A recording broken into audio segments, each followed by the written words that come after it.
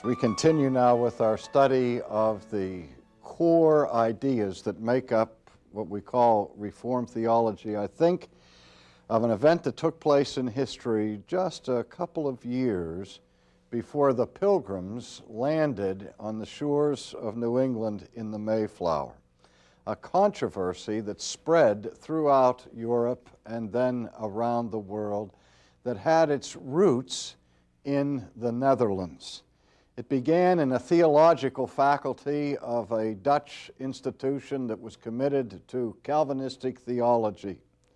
When some of the professors began to have second thoughts about issues relating to the doctrine of election and predestination and that sort of thing, and this theological controversy erupted, and as it spread across the country, it upset the church and it upset the theologians of the day until finally a synod was convened and issues were squared away and certain people were rejected in their views, among whom was a man by the name of Arminius.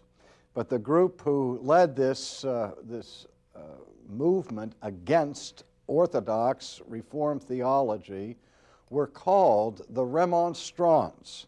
They were called the Remonstrants because they were remonstrating or protesting against certain doctrines within their own theological heritage. And there were basically 5 doctrines that were the core of the controversy. And what has happened as a result of this debate is that these 5 core theological issues became known in subsequent generations as the so-called 5 points of Calvinism. And they are known through the very popular acrostic TULIP, T-U-L-I-P, which is a sort of clever way to sum up the 5 articles that were in such dispute. And I mentioned that historical event for this reason. As we've said all along, it would be a serious mistake to understand the essence of Reformed theology simply in light of these 5 doctrines, because the Reformed faith involves many, many, many other elements of theological and ecclesiastical confession. But these are the 5 controversial points of Reformed theology, and they're the ones that are popularly seen as being distinctive to this particular confession. So we're going to spend some time looking at the 5 points of Calvinism as they are spelled out in this acrostic. And we remember that this acrostic, TULIPs, uses the first letter of 5 different doctrines. The first is total depravity, hence the T. And the second is unconditional election, and hence the U. The L stands for limited atonement. The I for irresistible grace, and P for the perseverance of the saints. And when I have lectured on these doctrines in the past, I have stated one or more objections to these subheadings as defining the doctrines, because many of them, if not all of them, are somewhat misleading. But they fit so nicely into this acrostic, people insist on using these abbreviations to define the 5 points. And so what we're going to do today is begin with a brief overview of the T of the TULIP, that which stands for total depravity. I remember many, many years ago I was teaching a course in theology at a college, and the students who were enrolled in the college did not come from a Reformed background by any means, and we were working through various doctrines, and I came to the doctrine of total depravity. And I gave an exposition that went over about a week of classes, and at the end of that time I asked the students if they were persuaded that this indeed was the biblical view of human sinfulness. And everybody in the class raised their hand and indicated, yes, they were convinced that this was the correct biblical view. And I said, are you sure? And they said, yes, they're absolutely sure. So I went on the blackboard, on the top left-hand side of the blackboard, and I wrote a number there, the number of the students there, like 28 students, put it in a box, and I wrote next to it for the janitor, please do not erase. And I did that for a reason, that they were all committed. And then the next week we started in on the U of unconditional election, and there were howls of protest from the students who rebelled against that doctrine. They didn't like that at all. And when I began to press them on the doctrine, I said, now, are you sure you still want to subscribe to total depravity as you did last week? And one by one, I had to erase the names up there in the left-hand corner of the blackboard. And I say that for this reason, that there's one sense in which if a person really embraces what is called the doctrine of total depravity, the other 4 points in this 5-point system more or less fall in line. They become duck soup and corollaries, more or less, of this first point. And so let's take some time to look at that. The historical situation where this doctrine first became a matter of great import and great controversy was early on in church history during the teaching ministry of St. Augustine. And I'm sure you've heard a little bit about the so-called Pelagian controversy of the latter part of the 4th century and into the 5th century, which began when this British monk, whose name was Pelagius, protested against a statement that was in one of the written prayers of Augustine, wherein in this prayer Augustine made this comment before God. He said, "O God, command what thou wouldst and grant what thou dost command." Let me say it again. Command what thou wouldst and grant what thou dost command. And of course, Pelagius had apoplexy over this prayer. Now, the reason for his displeasure was not the first part of the prayer, wherein Augustine said, "O God, command whatever you want to command." Pelagius, being a pious monk, certainly agreed with Augustine that God had every right to exercise his authority over the creatures and to command what's deemed pleasing to him. But what exercised Pelagius was the second part of the prayer, when Augustine asked God to grant what he commands. Because Pelagius said that assumes that the creature somehow is not morally able to do the will of God. And so that created a lengthy controversy, frankly, which controversy goes on even to this day. And we continue to have discussions about Pelagianism or semi-Pelagianism, Augustinianism, and so on. In fact, I just finished writing a book about the entire historical development of that controversy from Pelagius down to last week. And so I will be going into that in much greater detail later on. Well, I hope to have a separate course just on that question. But by way of introduction and overview, the issue has to do with the question of original sin. And the doctrine of total depravity reflects the Reformed viewpoint of original sin.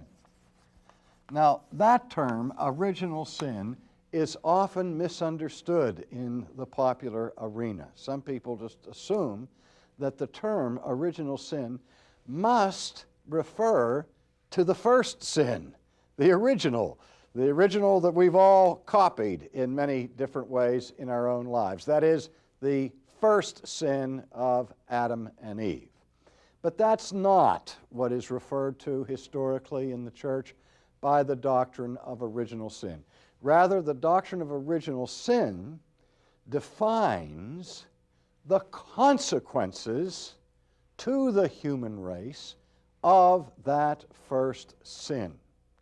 And virtually every church historically that has had a creed or a confession has agreed that something very serious happened to the human race as a result of the first sin.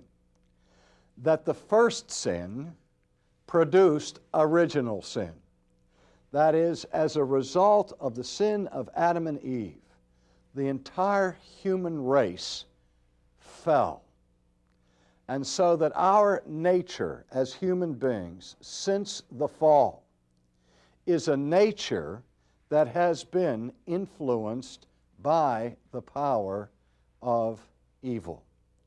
As David declared in the Old Testament, "O God, I was born in sin, and in sin did my mother conceive me." He was not saying that it was a sinful thing for his mother and father to have borne children, nor was he saying that he had done something evil by being born, but rather he was acknowledging the human condition of fallenness.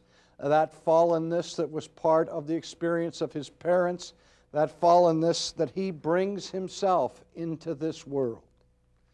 And so original sin has to do with the fallen nature of mankind. The idea is that we are not sinners because we sin, but that we sin because we are sinners. We are by nature sinners. And we've all heard the axiom, nobody's perfect. We might improve upon that a little bit by saying, not only is no one perfect, but no one's even close to perfection.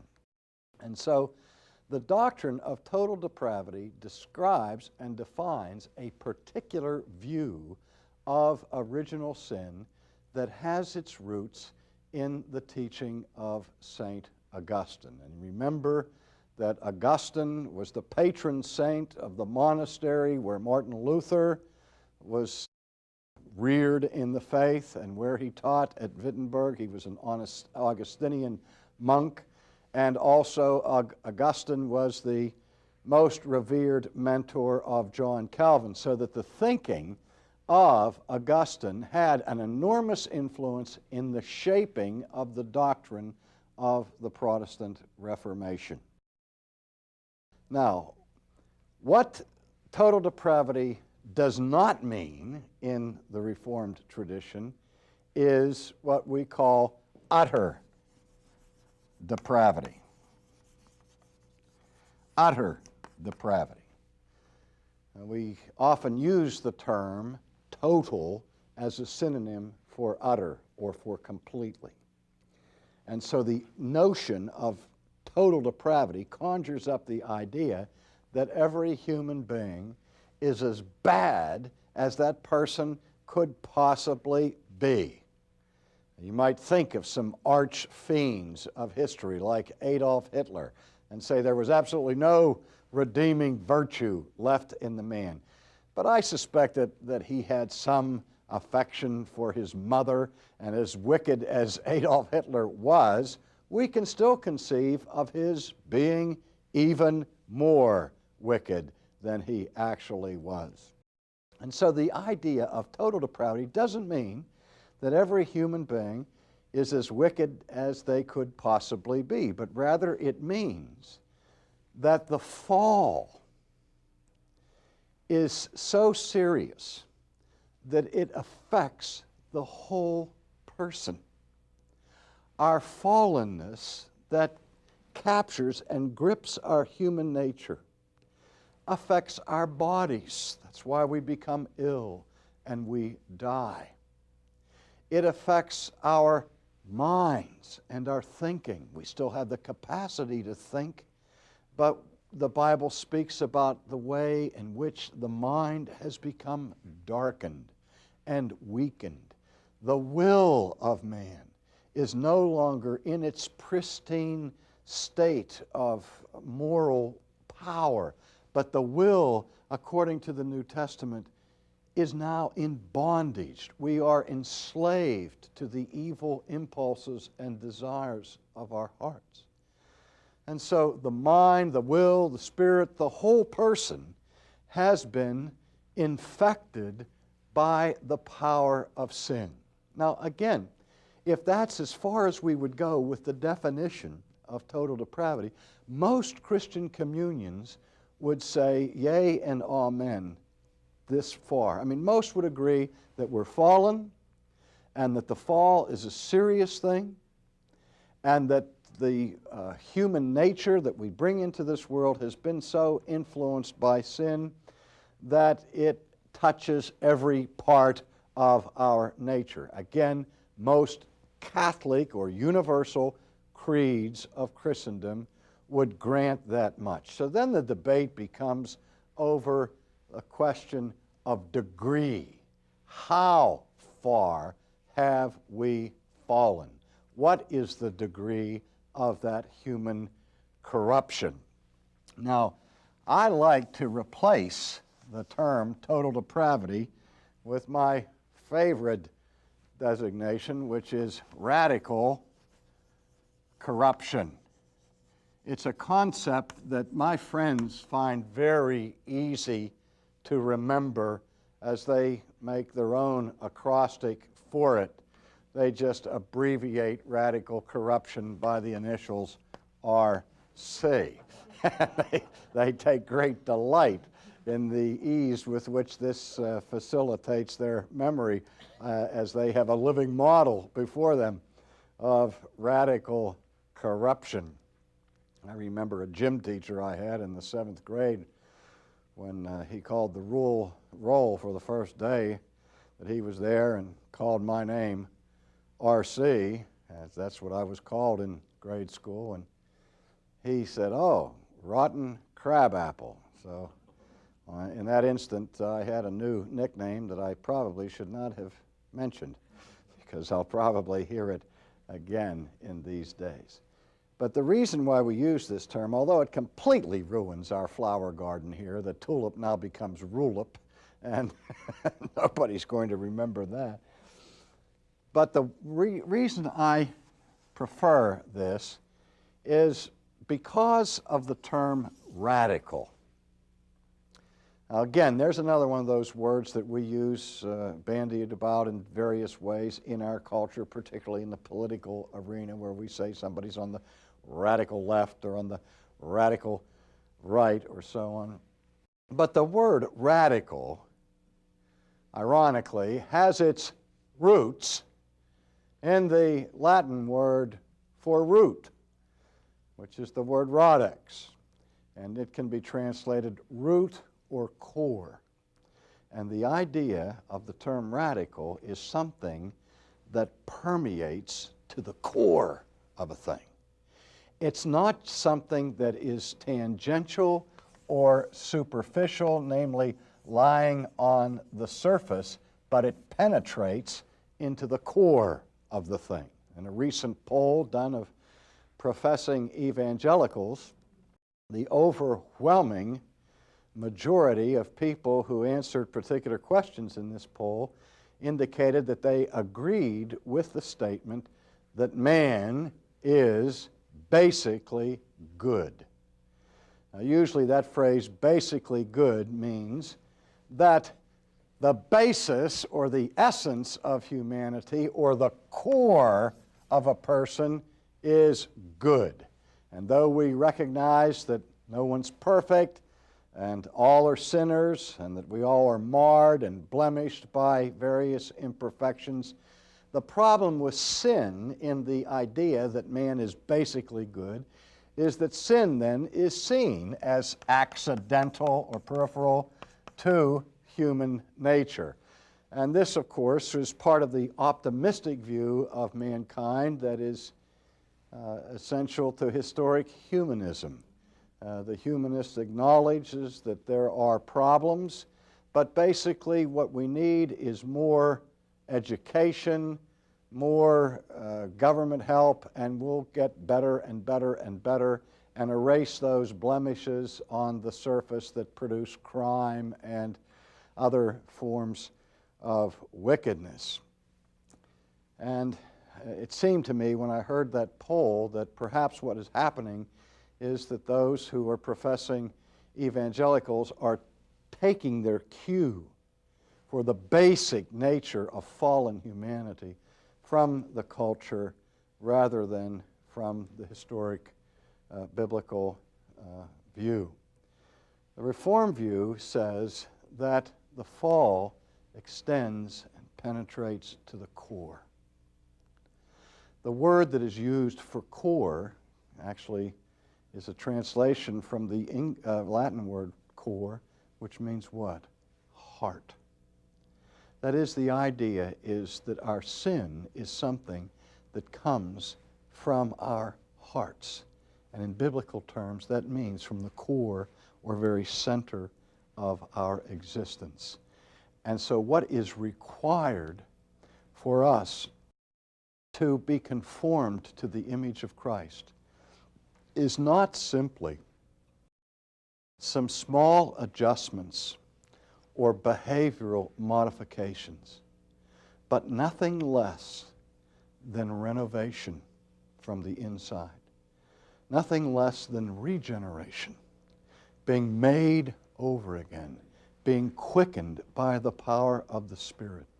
And so we see that the only way in which a person can escape this radical situation is when the Holy Spirit changes the core, changes the heart. And even that change does not instantly vanquish sin. The complete elimination of sin awaits our glorification in heaven. Now we'll look at some more aspects of this doctrine in our next session.